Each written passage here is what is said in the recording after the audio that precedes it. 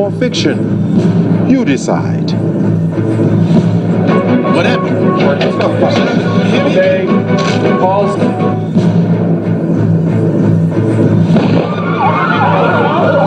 Take a deep breath. Take a deep breath. He's going up the third. Where were they standing when they shot you? For some reason, he lost speed and altitude.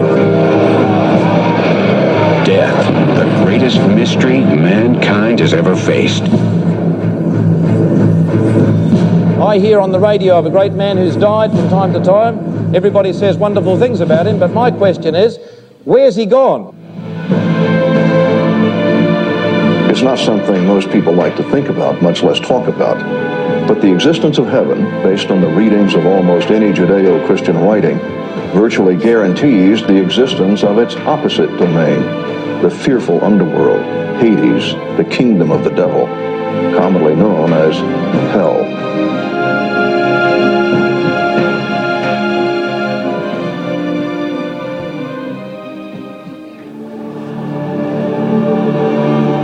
Is there really life after death?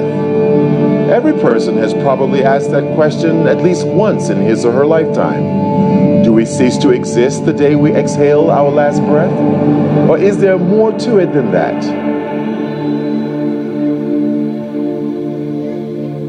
When I opened my eyes, I found myself standing next to the bed, and I thought, this is impossible, because just moments before I'd been dying. Then I saw Beverly, my wife, sitting in the chair opposite me on the other side of the bed, and I tried to talk to her, but she acted like she couldn't see me or hear me. No one could see me or hear me. And then I heard voices calling me from outside the room. These people outside the room were saying, hurry up, come with us. We've been waiting for you a long time. You've got to go now. And I thought they'd come to help me. I kept asking them who they were, but they just insisted that they had come for me, they had been waiting for me, and it was time to go with them. So I thought they were to take me to my operation, and I went with them. We've been waiting. They started to push and pull at me, yelling and screaming at me, and I fought back as hard as I could. There were dozens of them, maybe hundreds, thousands. There's no way to tell in that darkness, swarming all over me. The more I fought, the more vicious they became.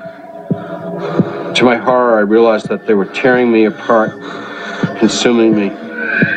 All of them were laughing and taunting me, and the more they hurt me, the better they liked it.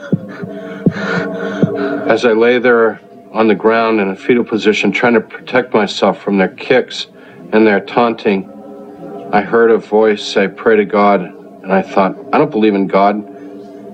How can I pray? And a second time, it said, pray to God, and a third time. And it came out all mixed up with the 23rd Psalm and the Pledge of Allegiance and the Lord's Prayer, just little bits of them that I could remember. But the people around me hated any mention of God, and they were screaming at me. And in my desperation, I yelled out into the darkness, Jesus, please save me.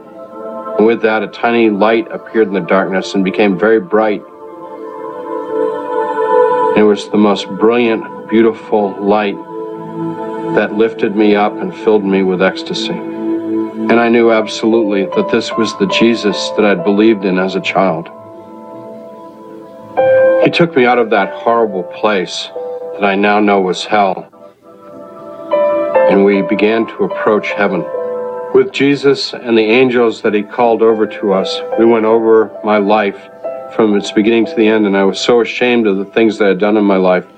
But the important thing is I knew that God loved me, and Jesus and the angels loved me, in spite of the things that I had done. And eventually they told me that I had to come back into this world, which was almost unbearable to me to be separated from them. But I knew that through their love for me and my love for them, that I would never be separated from God or the heavenly beings or Jesus again.